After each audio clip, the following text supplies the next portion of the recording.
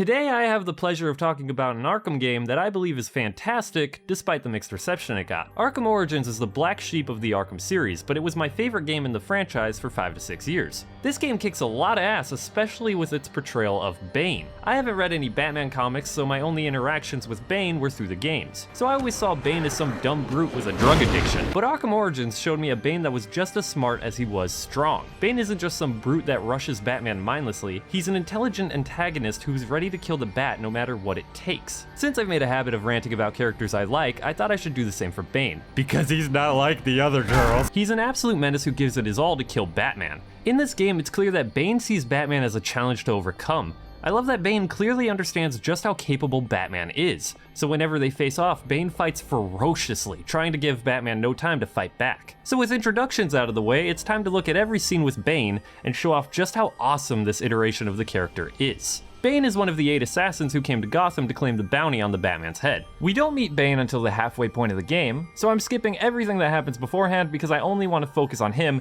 and the many actions he takes to make Batman's life a living hell. Joker is holding a performance meeting with the assassins, and he wasn't quite happy with Electrocutioner's performance cause, come on, this man is a fucking joke. So Joker kicks him out of a window to his death. With that, he concludes the meeting and sends everyone on their merry little way to go kill the Bat.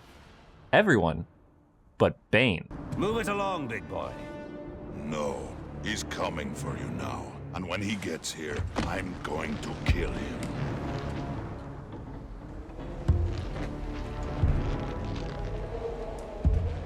So you wait.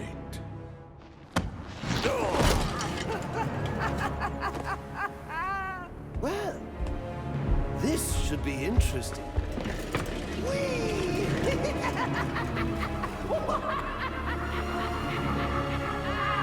Without skipping a beat, Bane already knows that Batman is on his way. When I began to think about this scene, there's a lot that is implied but never explicitly stated. This is a secret meeting. Batman shouldn't know that Joker is here, yet Bane knows that Batman will learn of Joker's location and make it through the hotel to reach him. Mind you, the hotel is a twisted death trap at this point, but nonetheless, Bane knows that Batman will overcome all of that and make his way to the penthouse. So the first few brief words of dialogue shows that Bane recognizes Batman's skills and prepares to face him. We also see that Bane isn't scared of the Joker. I mean, Joker just showed everyone he was in charge and killed the Electrocutioner. Yet Bane pushes him around and tells him what to do. Overall, the cutscenes are expertly done, and I'll use them throughout the rest of the video. Just as Bane predicted, Batman finds out where the Joker is and pushes on through the many floors of the hotel. He overcomes every single challenge in his way and reaches an elevator that will take him to the penthouse. Batman thinks ahead and climbs to the top of the elevator to stay out of sight. Once the elevator arrives, Bane is already there waiting. He walks up to the elevator and in mere seconds, he sees right through Batman's plan.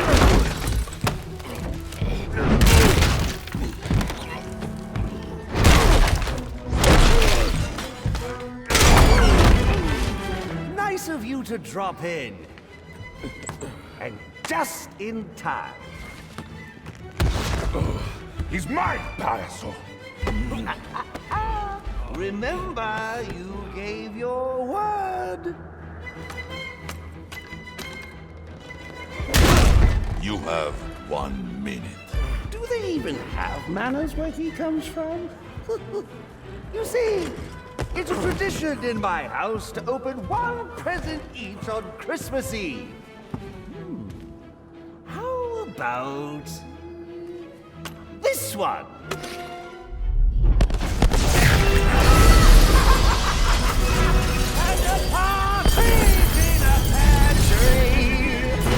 How many lives did you just take? None!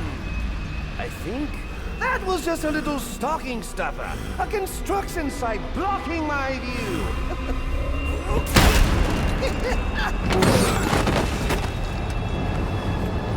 But this one isn't.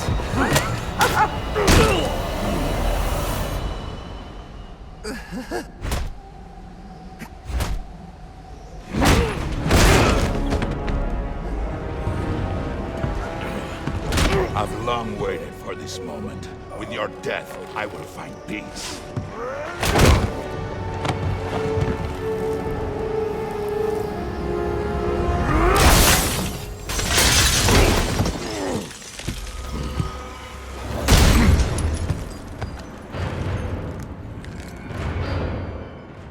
And now we begin my favorite fight in Arkham Origins, which is absurd since this is the same game with Deathstroke's fight. But personally, I love this fight a hell of a lot more. It feels like a cage match between two titans. Bane's theme is excellent, fully captivating the intensity and intimidation that Bane emanates. I also like the steady progression throughout the fight. At first, he seemed like nothing special. He just throws a few attacks like any other enemy. Although the animations that occupy this fight are killer. They are so damn brutal, and I'd have it no other way. But after laying the smackdown on Bane, we get a cutscene that still gives me goosebumps to this day.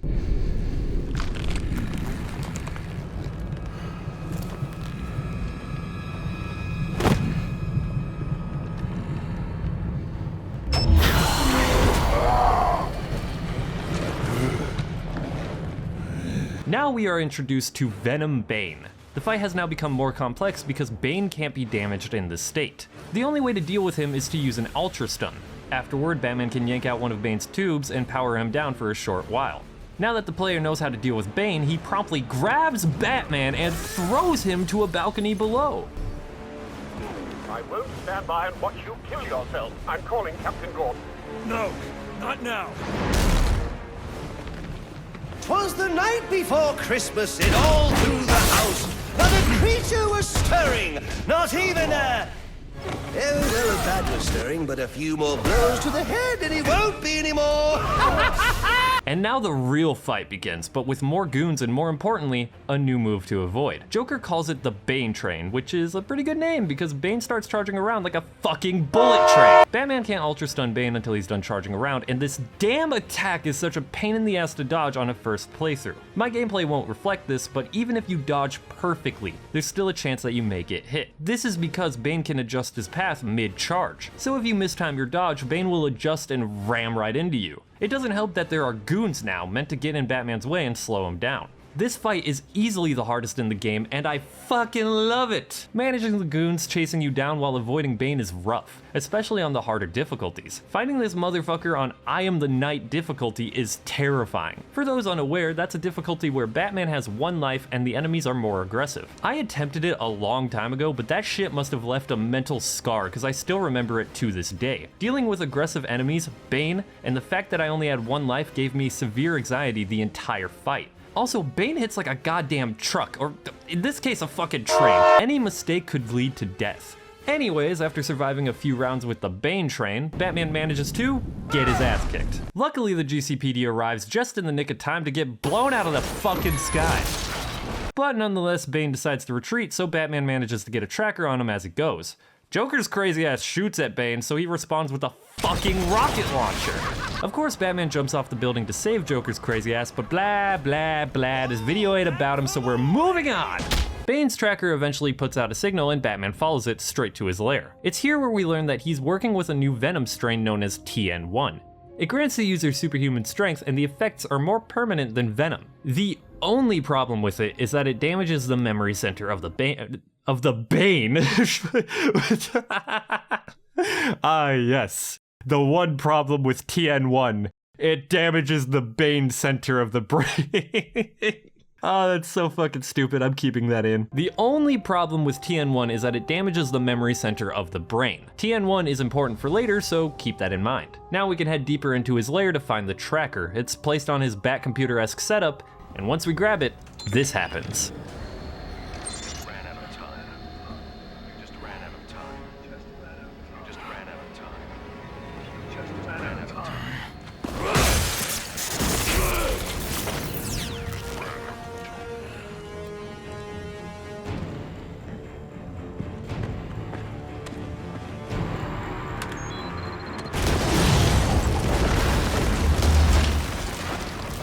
Bane knew that Batman would track him. It almost seemed like he planned on it. This would make sense since his PC only boots up the second Batman takes the tracker. With his identity revealed, Batman tries to hurry back to the Batcave, but then the pyromaniac Firefly takes hostages on this goddamn bridge, so Batman has to deal with him first. After dishing out some broken bones, disarming bombs, and going through a cinematic ordeal, Batman can head back to the Batcave. Alfred, I am in your house. Come home. Say your goodbyes. Once you've had time to turn grief into anger, then you'll be ready to face me.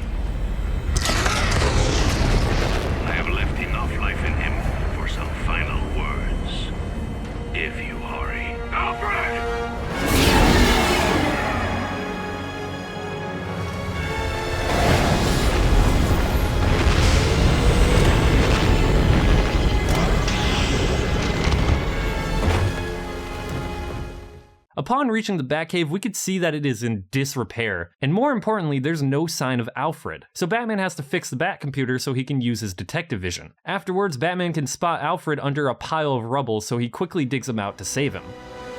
Alfred, you can't. Don't add me to the weight you carry.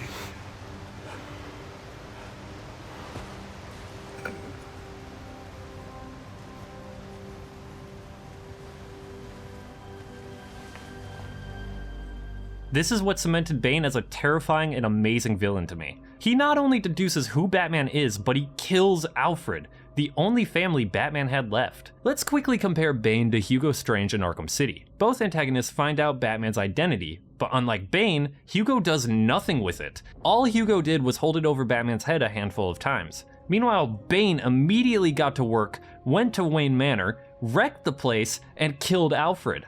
Of course, Alfred is eventually brought back thanks to Electrocutioner's gloves, but that doesn't take away from the fact that Alfred died. It might have only been for a minute or less, but he was dead. Because of this, Bruce gets cold feet, understandably so. Alfred is his only family that he has left, and because of his nightly escapades, Bane fucking killed him. But nonetheless, Alfred being, well, Alfred, he gives Batman the courage to put the cowl back on and stop the rampage going on at Blackgate. Joker has broken out of his cell, and now it's time for Batman to save the day.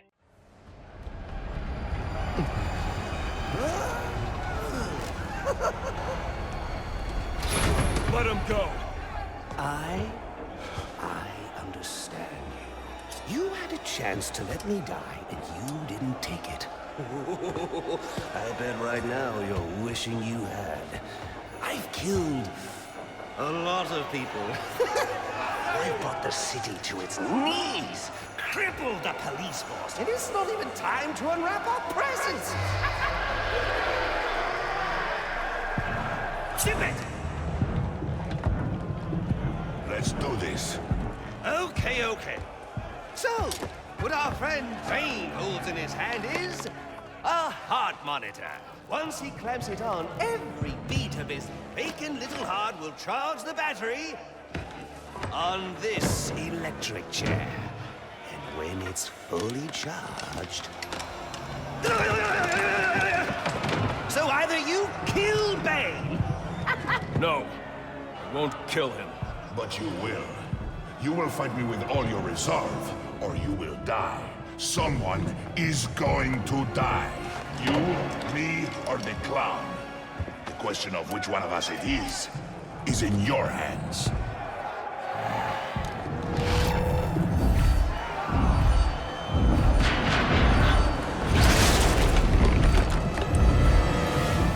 It's time for a rematch with Bane, although the fight isn't much different from the first time we faced him. The arena is much larger, and halfway through the fight, the shock gloves stay active permanently. Through the power of plot and a broken spine, Batman realizes that he could stop Bane's heart and bring him back moments later. So after taking Bane down, Joker retreats, giving Batman ample time to revive Bane. Batman immediately gets to work trying to revive Bane, and holy shit! This guy isn't human. This guy, somebody kill this motherfucker. Again. Desperate to kill the Bat, Bane injects himself with TN1, and he becomes even more horrifying. What the fuck is happening right now? Now we're forced into a fight where Bane is the hunter and Batman is the prey. The TN1 Bane injected into his system has 10 minutes until it reaches full potency. This means this fight is on a timer, and if Batman can't take him down by then, he'll be unstoppable. Batman needs to stay out of sight and ambush Bane to bring him down. I love this fight because it makes you feel like the thugs that Batman preys upon, especially since Bane is terrifying in this fight. He's a freaking monster, and he acts like one too. He prowls around the arena hunting for you, and if he sees Batman, he'll run at fucking Mach 5 to catch him. But even in this state, Bane continues to use his brain. He'll occasionally check grates for Batman. If he checks the floor grates, he'll break them, which prevents Batman from moving through them. And as if things couldn't get worse, a jammer will activate towards the end of the fight. Anxiety is at an all-time high here because you have to avoid Bane while trying to shut off the jammer. But that's easier said than done because you can't see him! So you have to rely on sight and sound to figure out where he is and avoid him. But overall, this fight is amazing. It forces Batman to hide and ambush Bane rather than take him head on. Batman eventually brings down Bane after taking another fucking beat down because this guy refuses to go down, and after coming to, Bane states that he must find Batman. This means the TN1 had damaged his memory and he's forgotten about Batman's secret identity. With that, the game practically ends and Bane goes on to become a huge disappointment in the other Arkham games. But hold up, before we end the video, let's just go over every single thing Bane did in quick succession. According to Google, Bane had 22 minutes of screen time, which seems close if not correct. A normal playthrough of Batman Arkham Origins takes about 12.5 hours, so for 2% of the game, if I got my math right, Bane manages to beat the shit out of Batman, cause tons of damage, kill cops, almost kill the Joker, finds out Batman's identity and uses it to troll him, break into Wayne Manor, destroy the Batcave and kill Alfred, force Batman into a deathmatch where he's supposed to break his no-kill rule, jump scare, use TN1, break several of Batman's ribs, and finally take a generator's worth of electricity and live. Bane is a fucking monster and he's easily my favorite villain in the game. That just about covers everything I wanted to say about Bane. Arkham Origins did a fantastic job showing us a Bane who is not only ruthless, but cunning. This game will remain one of my favorites, and I look forward to revisiting it every Christmas season. Which is funny because I expected to release this video in December. Whoops! Feel free to tell me what you thought of this portrayal of Bane or Arkham Origins as a whole. I'm interested to hear what people have to say about it. And since I'm struggling to come up with an outro for this video, let's just end it off with electrocution.